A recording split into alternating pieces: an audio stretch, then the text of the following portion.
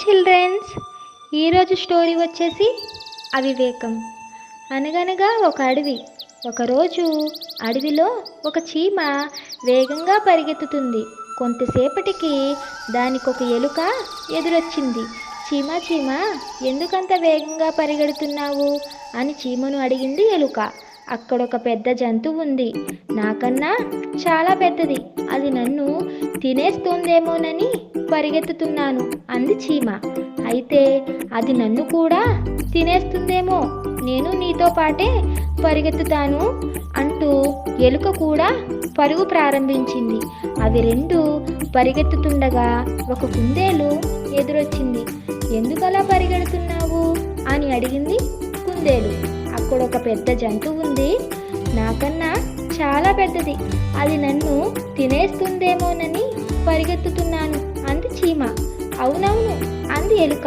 దాంతో భయంతో కుందేలు కూడా వాడితో పాటు పరుగు లంకించింది. కొంత దూరం వెళ్ళగా వాటికి ఒక నక్క ఎదురొచ్చింది. అదే ప్రశ్న వేసింది. చీమ మళ్ళీ అదే సమాధానం చెప్పింది. వాడితో పాటు నక్క కూడా పరిగెత్తింది. చాలా దూరం పరిగెత్తాక నక్క అలసటతో, ఇంకా నా వల్ల కాదు, నేను పరిగెత్తలేను. ఇంతకు ఆ జంతువేమిటి అని అడిగింది. అది పెద్ద గండు చీమ. నా వైపే వస్తుంటే తనేం చేస్తుందోనని భయపడ్డాను అని చెప్పింది చీమ. ఎలుక, కుందేలు, నక్కకు కోపం వచ్చి, గండు చీమ మమ్మల్ని తింటుందా, అనవసరంగా భయపెట్టావు అని కర్రెళ్ళ చేశాయి. నన్ను తింటుందని చెప్పాను, మిమ్మల్ని తింటుందన్నానా అంది చీమ. నిజమే కదా అనుకున్నాయి ఎలుక, కుందేలు, నక్క.